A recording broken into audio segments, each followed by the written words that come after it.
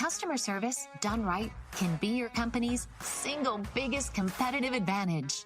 Welcome to the Customer Service Revolution. Join customer service authority and best-selling author John DiJulius as he interviews leaders who are revolutionizing their industries. This is more than a podcast, though. It's a movement. The Customer Service Revolution is a radical overthrow of conventional business mentality designed to transform what customers and employees experience. If you are a revolutionary customer service leader who's ready to stop competing on price and obsessed with building a brand that people cannot live without, this podcast is for you.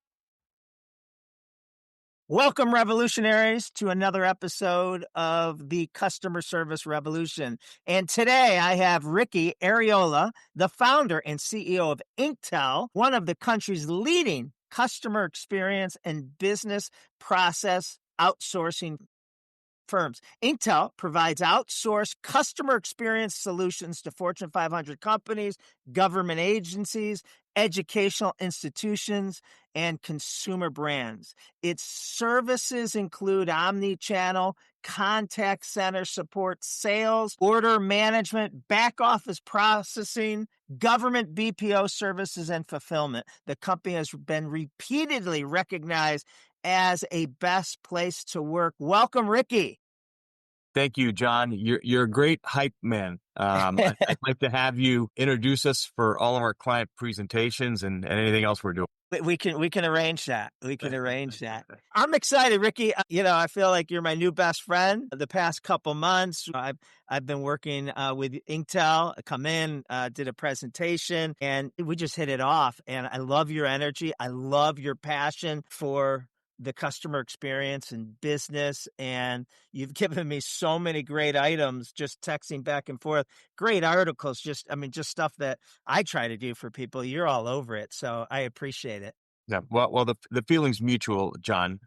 I think I mentioned to you when we first met in person, your first book that I read, I've read like probably 3 or 4 of your books now, which was the Customer Service Revolution. Just, struck a chord with me. I'm like, okay, this like a mind meld. This guy, thinks exactly how I think. And then your employee revolution, employee service revolution is the same damn thing. It's just like exactly how we've been building our company. Same principles, same lingo. I mean, even the same sort of source documents and thinkers that I think you follow and that have influenced you. We think a lot alike. On top of that, you're an entrepreneur. I'm an entrepreneur. So yeah, I think I've met, someone who I'm going to be friends with a very long time. Yeah. And other things I have down here to ask you later, I want to end with, but like even your passion for fitness, I respect that. And parenting and those things are so hard for busy, probably for anyone. I don't want to discount anyone being a parent, but especially for busy entrepreneurs, that have all this on the plate. But tell our listeners how you got started in all this. Yeah, well, the sort of the organizing principle for myself and my brother Dan, who's my partner and co-founder, just sort of DNA, entrepreneurial DNA. Our dad was an entrepreneur. Our grandfathers, similarly, entrepreneurs, own their own business. I was thinking about this before we started this morning. It's like, okay, John's going to ask me very likely this question. The other thing is, we grew up in Miami, and Miami. I've never heard of anybody growing up in Miami. There are a lot of us, but that's true. Like most people aren't from transplants. Yeah. Miami's population, 50%, I think it's better than 50% of residents in Miami were born in another country.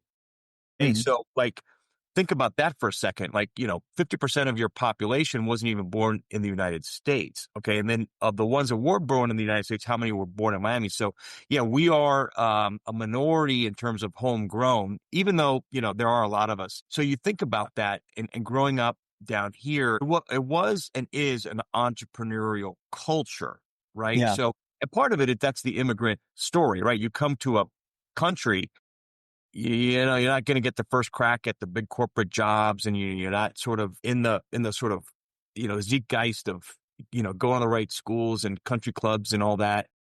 Everyone here is an entrepreneur, you know, but when we were growing up, it was so like, it never, for myself, and I think I speak for Dan, we never thought we were going to be like corporate executives, you know, working up the corporate ladder. It was, you're going to be an entrepreneur. Yeah. It's a family DNA. Then the question is, okay, when are you going to become an entrepreneur? Are you going to do it in your 20s, 30s, what have you? And then, you know, what kind of business are you going to start? And so like, we just knew we were going to be entrepreneurs. And then, you know, we sort of got into our business. And when you say we, you and your brother Dan started Inktel? We had a third brother in it as well. Okay. Eddie, who actually was the founder. And then he went on to go start a bank, a very successful community bank here. So I'm talking to the wrong brother. You're talking to the wrong brother. So, you know, we got into it. Like one thing I tell entrepreneurs, you know, besides sort of having a great business plan and money and all this, the best thing you can do is start your business with a customer, you know, for a lot of reasons. One is if you have a customer, your customer is going to pay your bills, and your customer is going to help fund your business. And also, more importantly, it's going to help you build your business in terms of like satisfying your customer needs. You're going to make your mistakes, you're going to correct them, and you'll eventually start developing really good processes and systems to service your customers, right? A lot of folks start with a business plan, or they raise a bunch of money, and then they go try to find a problem to be solved, or they go try to find clients. And in the meantime, they run out of cash, or they just never get out of the ideation phase of, hey, I got a great business plan, but I can't get off home plate. In our case, Dan and I were able to have and my brother Eddie were able to start the business having a client or two to start the business. And we actually started in the fulfillment business, which is just warehousing and moving stuff around a warehouse. Is that what's it 3PL. called? Yeah, 3PL. And so how did it come to Inktel and a third-party contact center? Yeah. So the origin is, you know, started as fulfillment, moving printed material. Our father was a printer. That's how we were able to latch on to clients. He had needs that, his clients had needs. Someone had warehoused all the printed material that was being printed and created. So then that started a fulfillment business. Pre-internet, early days of the internet, you know, if you needed something, you had to call, really even before emails, or fax. It was a lot of faxes back then. So we actually started a little back office with fax machines. We'd take in orders and then fulfill it, ship out printed material. That led to phones. And then, you know, that was the genesis of a call center, you know, basically just answering phone calls from people who needed catalogs and printed material shipped to them.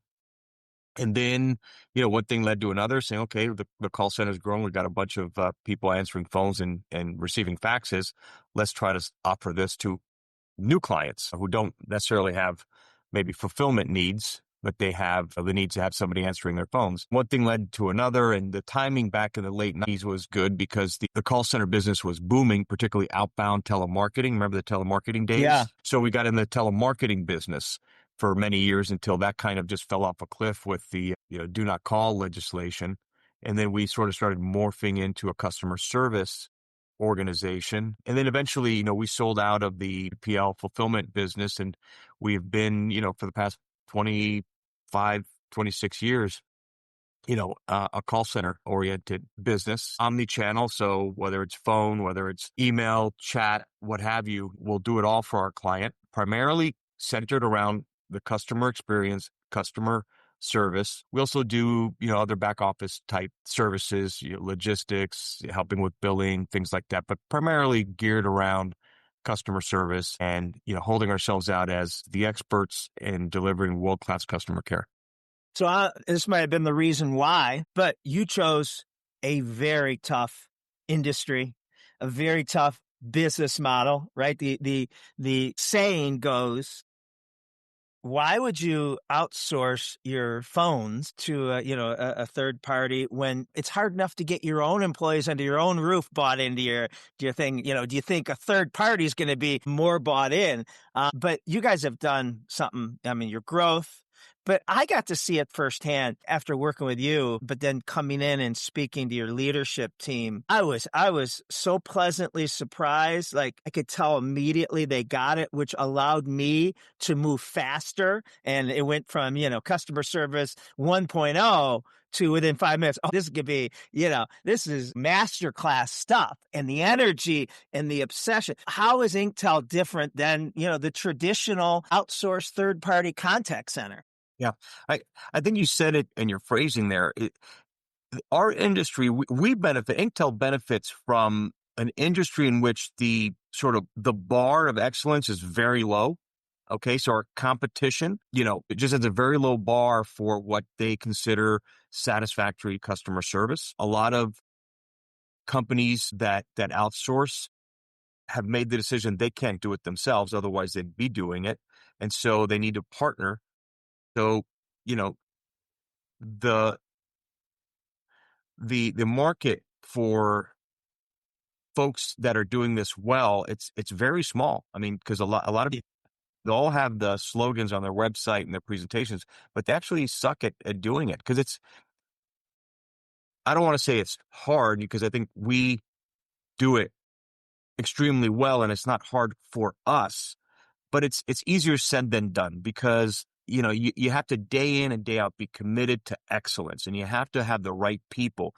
Find them, train them, keep them motivated, keep them focused. You have to have the right processes and systems in place, and then the right monitoring on top of that, and then constantly be calibrating and retraining, and using technology to drive these results. For us, it's I'm not gonna say it's easy, but it is easy. We're good at it. For a lot of companies, that's just not how they look at this. They just look at butts and seats. How much can they bill, and at, the best price they can get. And, that's how they run their organizations. We're a culture first company. We spend a lot of time in selecting our team, training them, keeping them motivated, keeping them focused. And that's a lot of effort. It's a ton of my time. It's just spent on employee stuff. And, the philosophy is take care of your employees. They're going to take care of your clients and your clients' customers. And, it's why we spend so much on training and reaching out to leaders like yourself to keep the team refreshed with the best ideas, cutting edge thoughts and training, as well as technology. So was it, how old is Inktel? We started in the very late 90s. So what are we, they have 26, 27 years, how. Yeah. And so, day one prior, was it you and your two brothers, obsession back then, the customer experience, or did that start evolving, realizing if we don't, make that our competitive differentiate, we're going to be like everyone else in the outsourcing business? Yeah, we were a culture obsessed company from the get-go. I think, watching the kind of business, my father was a printer and he had a really great organization, great culture, sort of that was the blueprint of like a really great culture. People loved working for him. Is he still around? Yeah, he is. Yeah. So cool. I mean, just, you stereotype that generation and you don't think that, they cared as much about or saw the value but that just probably was who he was. That is who he was and is. Yeah. Then also, I don't know, at least for me, and I think I speak for my brothers too, like just companies we admired.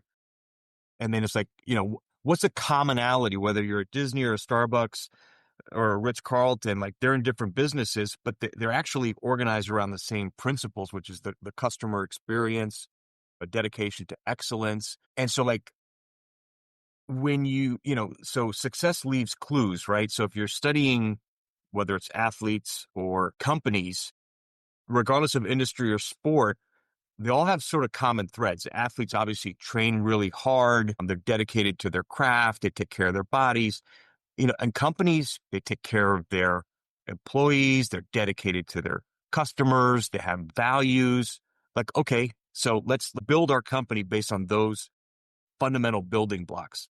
And regardless of whatever industry or business we started or start, we've had a number of other endeavors. It's always been with those building blocks. And that's the recipe for success. You're not always going to make it, but you want to tilt the odds heavily in your favor. So if you're taking care of your employees, you're taking care of your clients, you're organizing around good, strong corporate values.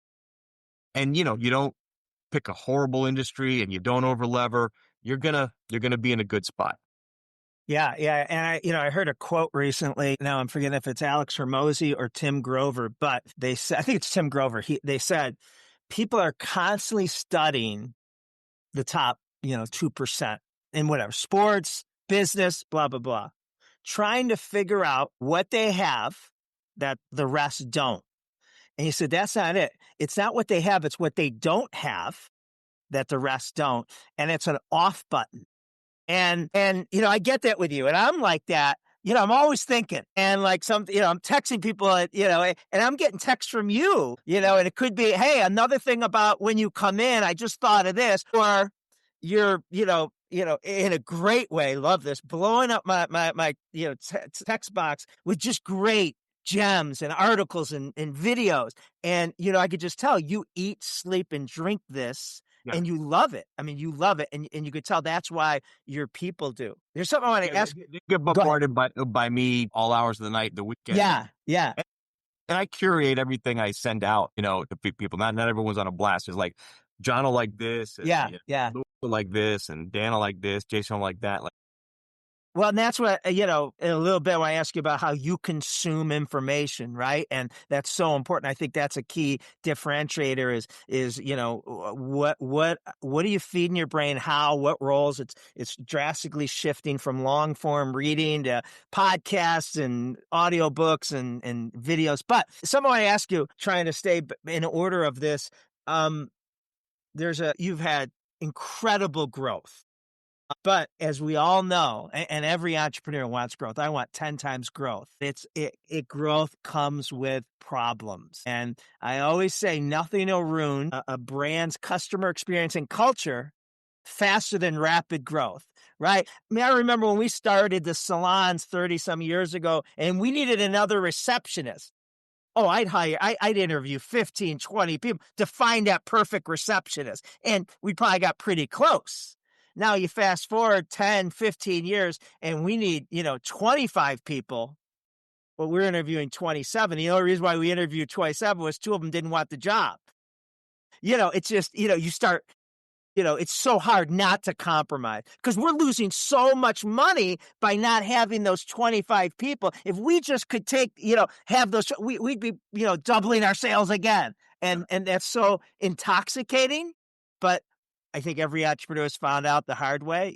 Sometimes it's better to lose the sales than the reputation. If you call and say, we want to hire you guys as consultants. And I'm like, shit, we're fully, but I got someone in training. I think he's good enough. And I give him to you because I want to take advantage of this 6-figure contract.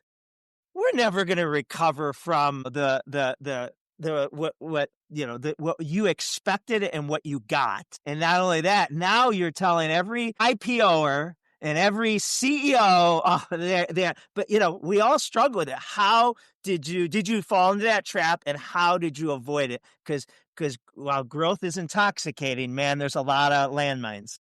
I mean, so the adage, it's important to sort of know, adages, right? Good organizing principle. Few companies die from starvation. More companies die from indigestion. You bite off more than you can chew, right? A lot of trouble happens when you take on more than you can chew, either, too many projects or you're taking your organization in a different direction. So, trying to be disciplined in who you are and what your goals are, really important. And it applies very much to growth and scaling. Scaling culture is really hard to do. Maybe the hardest thing to do in business, if that's your focus. I mean, we could hire 100 people tomorrow to answer phones, but it won't be the right 100. Yeah. 100%. I mean, yeah.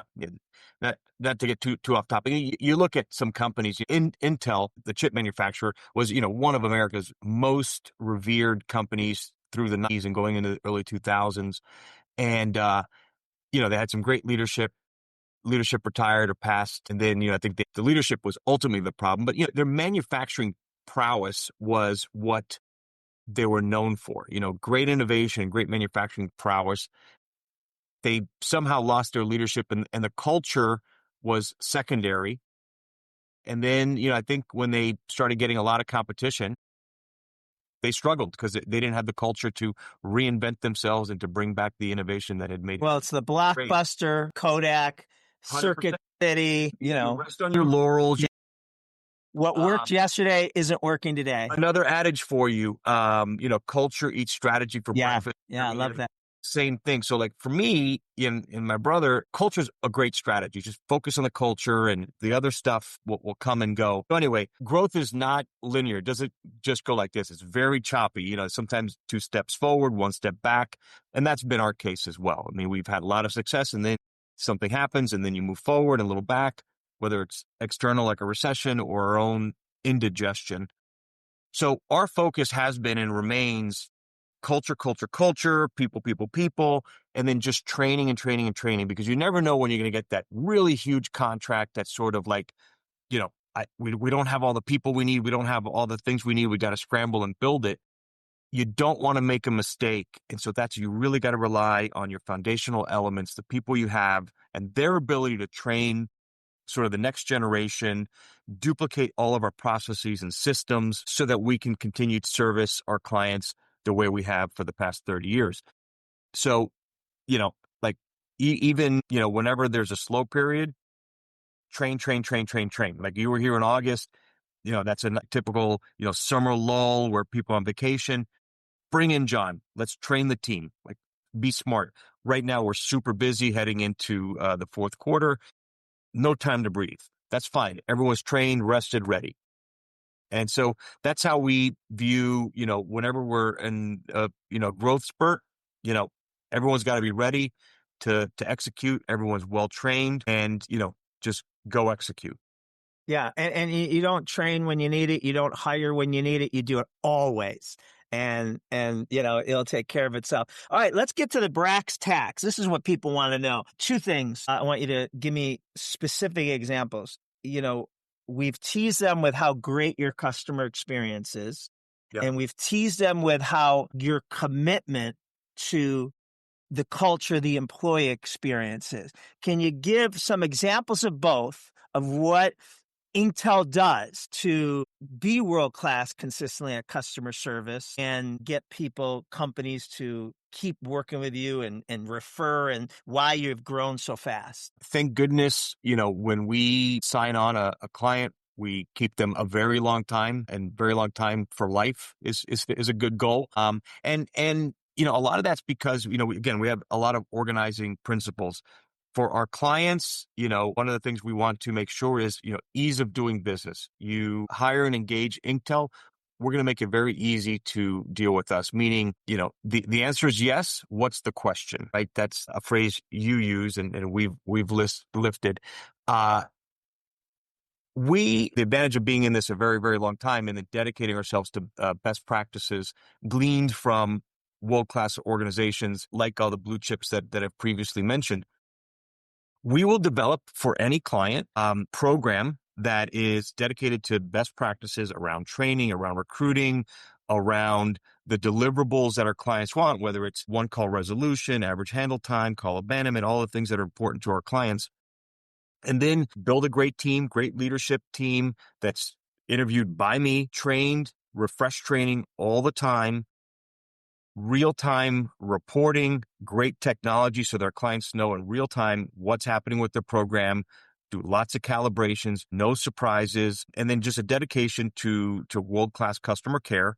We've got internal systems so that the focus on world-class is constant, whether it's around incentives, competition, recognition, refresher training throughout the day, week, month, quarter. And that goes to the thing we've been talking a lot about, developing a culture so that it's in our DNA to deliver world-class customer care. So a lot of times when clients are coming to us, they've had bad experiences from other BPOs.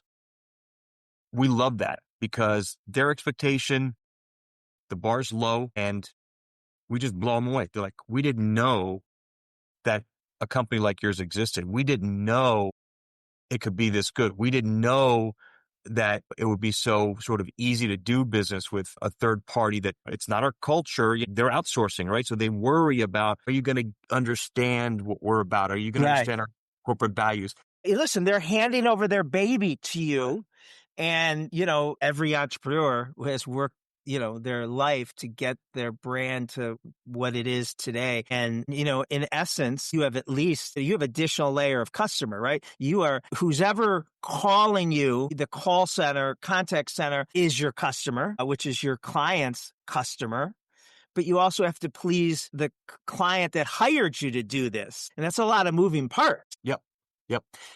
We have one thing that we do with everyone here is that one of the things in life that people, in terms of like Maslow's hierarchy of needs, as you sort of move up the pyramid, people want to connect to a purpose, right? It's part of what makes life enriching and rewarding. If you're not connected to a purpose, your life is not as fulfilling as it might otherwise be. What we tell our team here is that you've got a gift that you get the opportunity to make someone's day.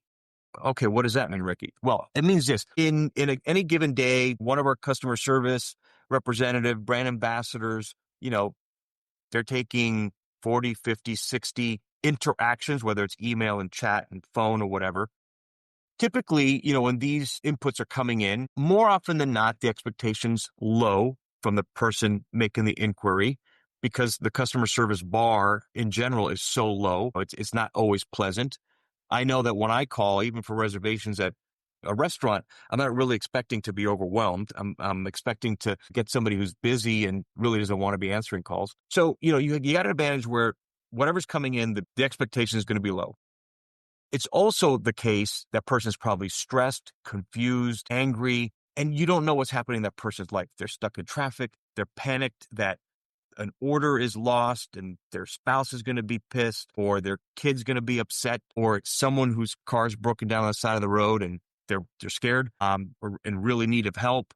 We work with a lot of emergency management agencies at the state and federal level. People are in really, bad state. You've got the opportunity to turn around that person's day just by, being pleasant, but solving their problem. And making their stress go away. That's a heck of a purpose that someone has. And you've got 30, 40, 60 interactions, opportunities a day to really turn someone's day around. I think every single person has known, or had a situation where they're in a funk and someone smiles at them or just says hi or thank you. And it snaps you out of that funk. Yeah.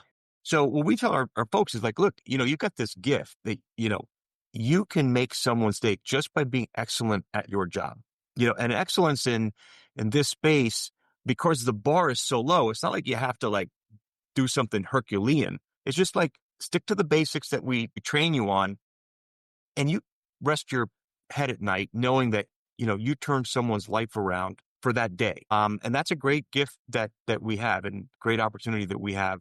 I love that. I think we, as a business culture today, we're void of purpose. And, the currency for the younger generation is purpose. And they're not willing to trade hours for dollars, but they'll walk through a fire if they feel like, they are genuinely impacting, the results of their job, is so important.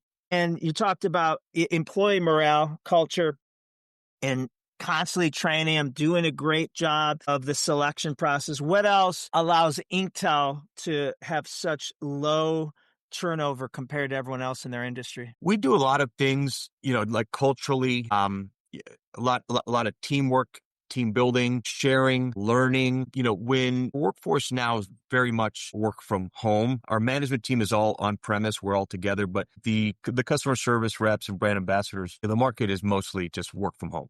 So the significant drawback to that is, we don't get to spend physical time together like we used to. We used to have centers all over the country pre-pandemic, and there you could do birthday celebrations and call outs and stuff like that. So, a lot of that now is be done virtually. So it just presents a different challenge, but it's the same fundamental principles we did physically in our offices. We now do virtually in terms of recognition and competitions and birthday celebrations, anniversary celebrations. And so we do a lot of that to bring people together, training and investment in their well-being, and obviously, corporate level stuff in terms of, good benefits, retirement plans, promotions, salaries, bonuses, all of those things are obviously very important. Yeah. And listen, the number one topic these days is AI. How is Inktel incorporating AI, and what's the next 5 years look like, as well as your crystal ball can see it, of how contact centers will evolve with AI? Yeah. So we use AI in every facet of our business, and meaning in every single department, whether it's, finance and accounting, HR, training, recruiting, like myself. It's the business development team. We're using the tools just to increase productivity. So productivity skyrockets here at Inktel and everything that we do for service delivery. Since the 3 years now that AI has been on the scene, just enhancing the customer service experience, getting resolution for customer inquiries, faster, more thoroughly. So is it like AI's listening to our call? You, the customer, throw something at me that, I don't know off the top of my head. And instead of having this long, pregnant pause while I look it up, AI can make it appear much quicker. Is that kind of what you're saying? You name it. We're using AI. We're experimenting with we've got nearshore and offshore teams. So accent neutralization, helping our brand ambassadors understand what an inquiry is, whether it's chat or email, more thorough in the response that one would typically get with links, with sources, whatever. Obviously, we can record a call. We do record calls and then run that through an AI filter to evaluate, critique how a call went, and then share that with the agent so that they can learn and get better for the next time. So AI tools are just fast and furious coming down the pike. And we're trying to take advantage of all those opportunities to make ourselves better in our service delivery. What's the minutia that it could take off that, frees up the agent A to doesn't want to do that minutia. It's not the fun part of the job, but frees them up for the critical part that the human is needed, putting out a fire, coming to the rescue, building a rapport. What's the minutia that's getting taken off their plate? All of the admin stuff that, technology should be able to eliminate. For example, when you call your bank or, your insurance company, they should know that you're John DiJulius in Cleveland. Why are you giving them all of your data? Yeah. What AI should and can do are those kinds of things so that we can get to the core of what your issue is. But, you're spending all this time going through minutia and administrative work that technology should be handling. So that's what AI at a minimum should be doing. Now, if you ask me, how's AI in our industry, I would tell you shockingly 3 years into this, it ain't good. Just in your own experience, ask yourself, you call your bank, you call chat box. Yeah. It sucks. They still, like myself, when I have to deal with, anybody I do business with, they have not automated the things that need to be automated. Yeah. And then passing the handoff from, one department to the other, it's still not there. And then you got to answer the same questions all over again. Oh yeah. It's so, you would think that AI has made more headway than it has. And the truth is, the dirty little secret is it hasn't. It hasn't disrupted our industry the way one would think. So you got leaders, CEOs on the listening, and they don't want to just talk about building a world-class customer experience organization. They want to do it. What's your 3-point plan? Where do they start? Well, hire Inktel. Yeah, engage Inktel. That's the first one. Numbers 1, 2, and 3. But yeah, I think if I'm a CEO and I need to, take my customer service experience to the next level, one is the executive buy-in. You have to be committed to a standard and have a view towards excellence at customer care. That commitment, then you sort of define it, and then everything will roll from there. What I think you see a lot of happening in corporate America, it's lip service, right? So, like you and flavor of the month, program of the year, management by bestseller. Man, it's so. Hey, let's read Fish and let's do that. It's so prevalent in corporate America. You see companies, publicly traded companies, stating their quarterly results, and it's literally flavor of the month. It's been AI for the past 3 years, and back in the beginning of the second quarter, it was all the tariffs and stuff. Like, they don't see through everything, right? Like, companies that are well run have certain fundamentals. Among those are, dedicated to your employees, dedicated to your clients, dedicated to corporate values. But no, it's flavor of the month with a lot of But to answer your question, if a CEO or executive leadership, if they're truly committed to customer care, world-class customer care, that's a really good strategy. That's almost foolproof to put your company in a good position vis-a-vis their competitors. If they're dedicated to that, then everything will flow through there, whether they want to try to do it internally or engage consultants or BPOs like Inktel. You hire us because we're really good at what we do, and we'll put the program together. We'll put the leadership team together. We'll put the structure together so that we can deliver that excellence. But I think what you find is, there's a lot of lip service out there. Right. They say something, they won't put the resources behind it. They don't really know or have a high standard of a world-class customer care looks like. And then that's why a lot of companies just sort of fall off eventually from, having a great reputation for customer service. Yeah. And it's just so fundamental, whether you're a restaurant, a retailer, a government. I mean, like, why wouldn't you want to be really good at this? It's actually not expensive. It's more expensive to be bad at customer service. Right. Yet, right. Go into a restaurant tonight. Whether they're dedicated to it or not. And most are not. Walk into a retailer, like, how do they greet you? How do they take care of you? How do they follow up? Like, Ricky, you're cursed when you get to the level of customer experience and the obsession. It's a curse because you could never go and just have dinner or have, get your tires replaced. And I say that's a good problem. It's like, but that's when like, why did he say that to me? Like, he didn't have to overshare that they didn't have me down for an appointment. They're dead. Right? They say, great. Just let's confirm what you're here for instead of saying, we have you next week. Well, do you have availabilities? Yeah, we're okay. It's like oversharing. But all right, funny. You could put me or you in any company in any industry, and we may not know how to manufacture. Yeah. Scientific R&D, but I think we would make improvements in that company just by like focusing on the employees and focusing on like the customer service aspect. Like, we'll move the needle. Yes. Right? Yeah. The other stuff you can figure out or hire people how to like be better at manufacturing or, scientific research. But like, if you can't get the core of like taking care of your employees and building a great culture and taking care of customers, you're not going to get very far or as far as you otherwise would. Is it Francine that you're sending to the Customer Experience Executive Academy? Francis, yeah. And I say that I say it's going to be a curse going through this. I go, but here's what I want. When, you go and you have a great experience, right? Capture what they do right. Can we do that? But when you have a horrible experience or you read or, see a video of a horrible experience, the knee-jerk reaction, I think most people is like, that company sucks. What I do is I always say, can we be guilty of that?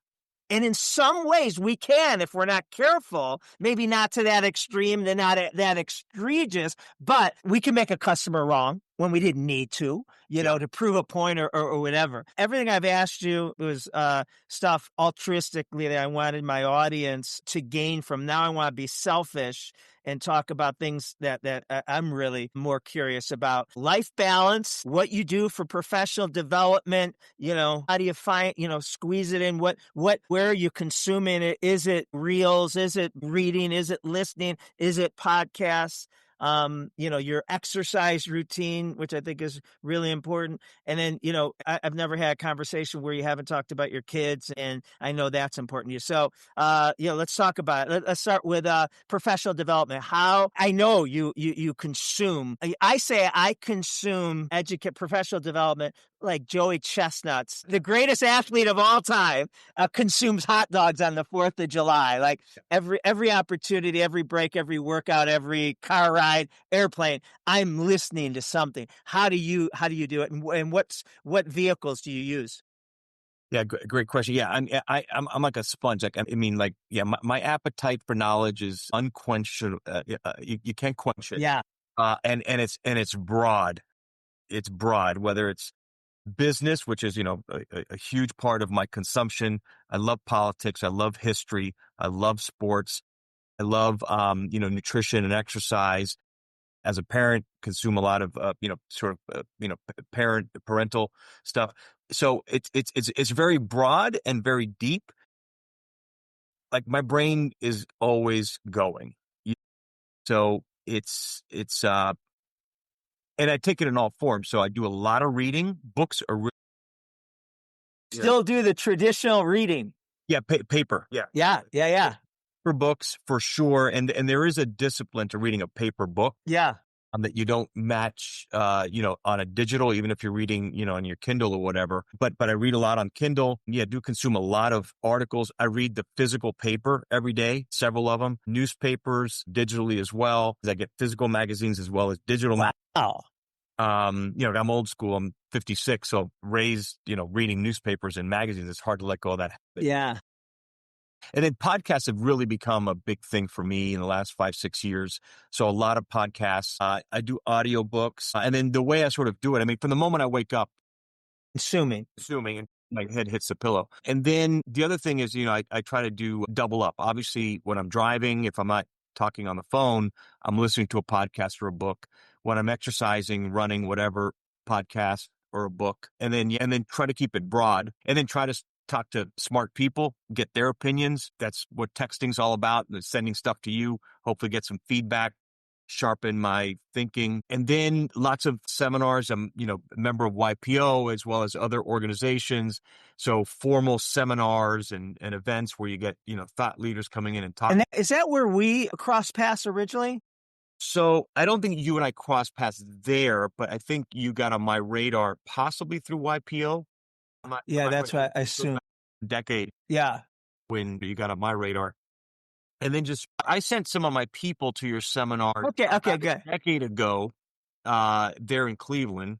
Yeah. And then actually I was hoping to get together with you right around 2019. So pre-pandemic. Yeah. Screwed up a lot of things. And then I just had the opportunity just this summer to, finally meet you in person. So. Yeah.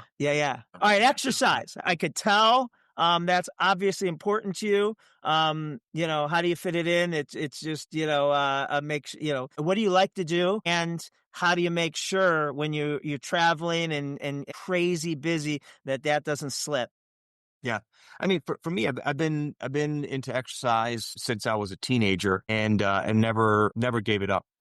Basically it's just part of who I am, the same way being a reader is who I am. And so developed good habits around exercise and nutrition when I was young and just never gave it up. So exercise for me is not a fad. It's not something I do for 2 or 3 months, and eating well and being on a, good nutritious diet is not something that just, like I think too many people, it's a fad. I'm going to do it for a month, 90 days, and then drop off. So it's just like part of I sleep at night the same way I exercise. It's just part of non-negotiable. Non-negotiable. It's part of my daily routine. For the most part, I do it in the morning, start the day. I find that to be a really good habit. I call it a cascade habit. If I start with exercise in the morning, not only is it gotten out of the way and I don't have to worry about it, but then I'm more likely to eat a good breakfast and then therefore a good lunch and a good dinner. And then it gives me energy in the morning so I can attack work and problems with energy. It's just something more than typical. My workout routine is in the morning. There have been times when I did it at the end of the day and it worked fine, but I find for me it works better in the morning. And then, yeah, I mean, you want to take care of your health. Sort of really three main things put you in the category of more likely to succeed than not is exercise, sleep, and diet. The sleep, you just got to get 7 or 8 hours ideally. But, the diet and the exercise, you can pick your poison, whether it's yoga or weights or cardio, running, whatever, and diet, whether you're vegan or whatever, just have a healthy diet and an exercise routine and then get your sleep. It's going to take care of so many health problems that, you don't need medication and lots of stuff. In the same way you're building a company, take care of your clients, take care of your employees, and have good foundational values, you're more likely than not going to succeed as a business. Don't get too fancy, And then, when you want to take it to that upper level 1%, then you can start getting fancy, around dieting techniques and exercise techniques, right? Techniques, all supplements and, other things that you get psychotic about. But, just basically, as an executive, you have to be the energy of your organization. So be energized, right? Have good energy around the things that I mentioned, a good diet, exercise, and sleep. So you show up to work fully engaged. Your mind is right. Your attitude's right. Energy flows from the leader, Yeah. And I try to push it down as much as I can to the team. We talk a lot about exercise, diet. Yeah. A lot of the team has under their desks, the little treadmill so they can be on conference call. Yeah. I love that. And walking. In the building we're at, when we signed the lease, we said, if you want us as a tenant, you got to build a gym in the building. So we've got a gym in the building. So no excuses, for being fit in this company. Love that. Want you healthy, because you're healthy. You're gonna be happy. We want you to live a long life. We want you to be there for your family. So we don't just talk. We want people to be healthy, and we do community events centered around fitness, whether it's 5K charity runs, and other things that we do to have fun together, build our corporate culture, but promote health and wellness. Very similar to yours, my 4 motivating factors for a healthy lifestyle, exercise, eating, all that, sleeping, is vanity, sanity, longevity, and legacy. Vanity, how I look is important to me, right? I mean, I don't apologize for that. If I feel that I'm closer to my 10, I'm going to have a bounce in my step. I'm going to have confidence, all those things. Sanity. Yeah. I mean, I could tell when, I'm off if I haven't gotten a good workout or a workout in 2 days because of, traveling and excuses. Longevity, whether I live, 10 more years or 30 more years, it's the quality, not necessarily the quantity. And legacy is what you're talking about is, to be the best version of myself, is not about me as much as it's about the people that depend on me, right? If I'm the best version of myself and all the things we're talking about, my 3 boys are going to, have a better, and a role model. My, 150 employees, tens of thousands of clients, I'm not cheating them versus mind your own business. If I want to have donuts for lunch, that's none of your business. Well, it is if we're in any kind of relationship, employee to employer, spouse, whatever, you are dependent on me in some way. And if I'm being sloppy with all that, so I love that. And then parenting. Tell me about parenting, because this is, I'm raising 3 boys, and that's very important to me. I know you're very passionate about that. Yeah.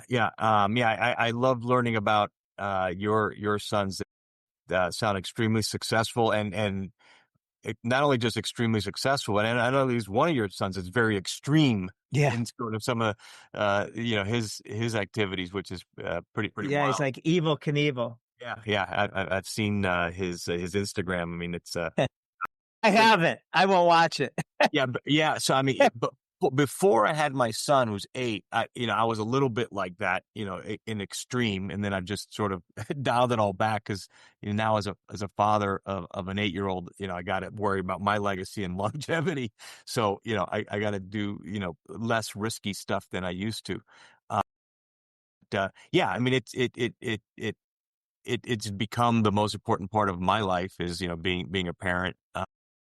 And, everything I do now is through the lens of being a father and, being an example and role model. And it's great fun. He's 8. So, it's fun watching their awakening as they're started becoming more and more cognizant of what life's about. And then, you start seeing them copy your habits. So I want to make sure I leave good habits for him to copy. So, he is already into exercise as an 8-year-old. He's into jujitsu, but we go running together and he's starting to pick up other habits of mine. Soon we'll start doing other training together. So I look forward to all that. Yeah, it's the greatest gift. The one parenting thing I got a question, and maybe you're doing this to toughen him up and have perseverance, but you made him a Dolphins fan. You experienced hardship at a young age. Yeah. So, disappointment but being optimistic, like every Dolphin fan, you're sort of a sadist. Like every training camp, it's like I get my hopes up. It's like Charlie Brown when Lucy takes away the ball. Like at the end of every year, I'm like, I'm not going to fall for this shit again. And then they do it to you, Yeah. It's the great Hootie and the Blowfish song, that line of the Dolphins make me cry. It is one of those teams that just stomp on your hopes. When I was young, the Dolphins were really good. I remember when the Dolphins were great. Marino years, about Reese years, Don Shula, but for the past 25 years, they've been miserable. And it's very obvious to any Dolphin fan, but I think, you as a Brown fan. Yeah, I have no place to speak. As someone who leads an organization and led, organizations, like there are building blocks to building a great organization. You may not win the Super Bowl, but you want to be in the hunt. The Dolphins just have this organizational dysfunction that the average Dolphin fan can call it. Somehow the ownership doesn't get it. The general manager doesn't get it. This team sucks because its culture sucks. The team does not want to follow this coach. It's well publicized. He lost the locker room. The new age coach, he was so out of the, the norm, the box. It was like, oh, this might be the future. But yeah, it seemed to run its course. But as a business, leader and CEO, you sort of look at that organization.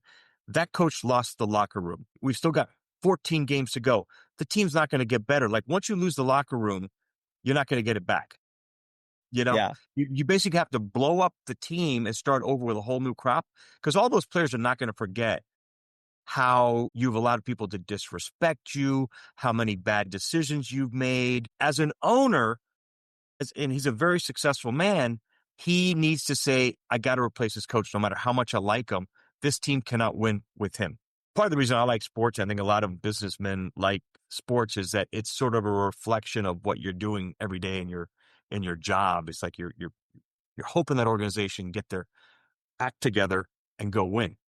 And the cool thing is, like in sports, what we did yesterday, it matters very little today. We got to start out. We got a whole nother set of customers that we got to be the best moment in what could be their worst moments of their day.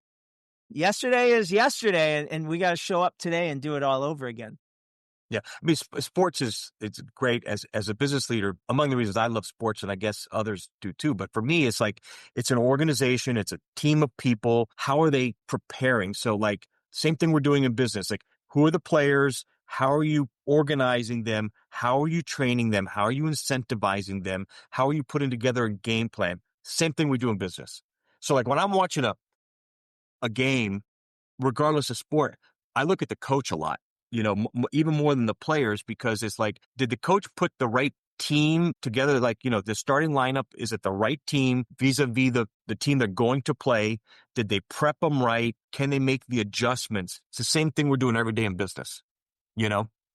Obviously I love seeing great players do their greatness, but great coaches transcend their players, right? So like, Phil Knight had great players, obviously, but he was a great coach regardless of who he had. And he was able to put together winning teams. And, you see great coaches bring the greatness regardless of the team and, the retirement of players. They can keep they should moving forward.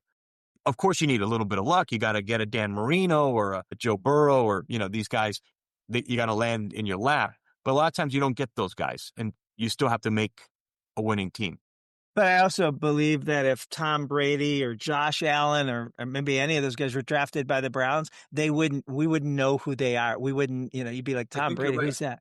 I think you're right about that. Because on the opposite end, as great as there are, the organization is not right.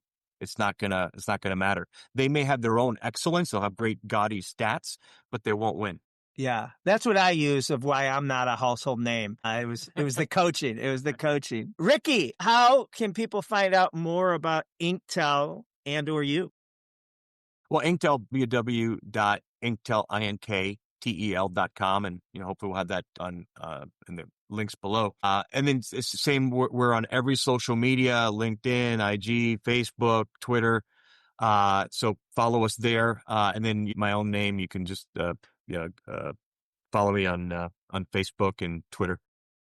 Okay. I'm going to put all those links in here. We are speaking to Ricky Arriola, the founder and CEO of Inktel, one of the country's leading customer experience and business processing outsourcing firms. I've got to experience them up front by working with them. Hopefully you sent the final payment before, because I don't want to say this before you did this, may have learned more from you and your team than I probably taught you. Love the culture, love the energy. It comes from you. Ricky, I really appreciate you being on today, sharing all your experiences and just, what you bring to the industry. Thanks, John. It's great catching up to you. Well, I think for the rest of this season anyway, commiserate on the Browns and the Dolphins, and Yeah. maybe next year. All right, revolutionaries, we'll be right back after this. Becoming the brand customers can't live without is a team effort. Want to get everyone on board and bought into becoming a world-class brand? Consider bringing John in live or virtually for a keynote or workshop. Email Claudia at tdg.click for more information. Hey there, revolutionaries. Are you listening? Are you out there? We really want your feedback. We want to know if you're enjoying the Customer Service Revolution podcast. Do you like the content we've been producing? Do you like the guests that are on? If you enjoy an episode, please give us a thumbs up, write a review, send your feedback in. We'd love to hear from you. And don't forget to subscribe on your favorite podcast platform so that you don't miss an episode. Thanks for being part of the Customer Service Revolution.